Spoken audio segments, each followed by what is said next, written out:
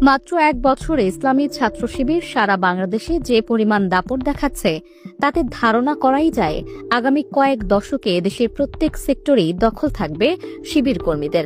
এমনকি জামাত ইসলামী যদি কখনো বাংলাদেশের সরকার গঠন নাও করতে পারে, তবুও ছাত্র শিবির থাকতে পারে রাজনীতির কিংমেকারের ভূমিকায়।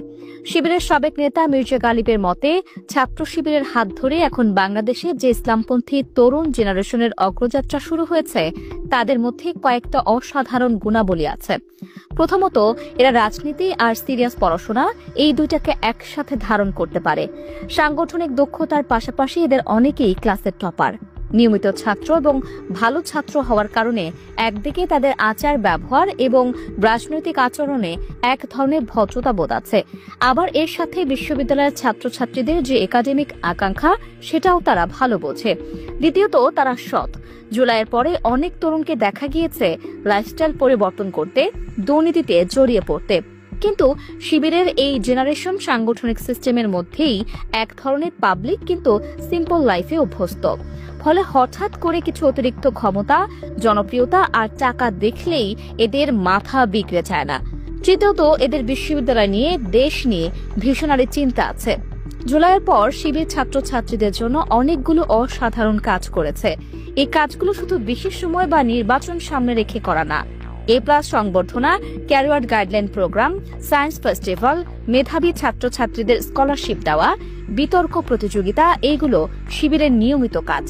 চতুর্থত, এরা সবাইকে নিয়ে দেশের জন্য কাজ করতে চায়।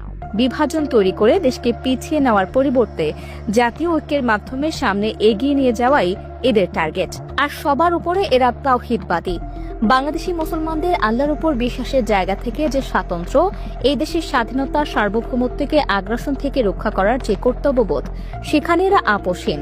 জুলাইয়ের মধ্য দিয়ে এই জেনারেশনে যে নেতৃত্ব সামনে এসেছে, এই নেতৃত্ব শুধু ঢাকা বিশ্ববিদ্যালয় ক্যাম্পাস না, বরং আগামী দিনে পুরো বাংলাদেশকে বদলে দেওয়ার সামর্থ্য রাখে। সততা, যোগ্যতা, ভিশন আর মধ্যপন্থার সংমিশ্রণে এই জেনারেশন ইউনিক। অতীতে অনেকেই ধারণা করেছিল এই দেশে একটা তরুণ প্রজন্ম নেতৃত্ব আসবে। সেই প্রজন্ম এখন আসছে। মির্জা গালিব বলেন, আজকে থেকে 20 বছর পরে ইনশাল্লাহ এই প্রজন্মের হাত দিয়ে আমরা একটা বদলে যাওয়া বাংলাদেশ দেখব। সেই বাংলাদেশ নিয়ে আমাদের সন্তানেরা গর্ব করতে পারবে। সাদিক, ফরহাদ, মহিউদ্দিনরা এই নতুন প্রজন্মের সিপাহসালার। ডাকসু নির্বাচনের মধ্য দিয়ে এই নেতৃত্ব সকল ছাত্র সমাজের হয়ে উঠবে। এরপর এরা একদিন দেশের হয়ে উঠবে। এই প্রজন্মের হাত ধরে আসবে আমাদের ভবিষ্যৎ। এরাই গড়বে আগামীর বাংলাদেশ।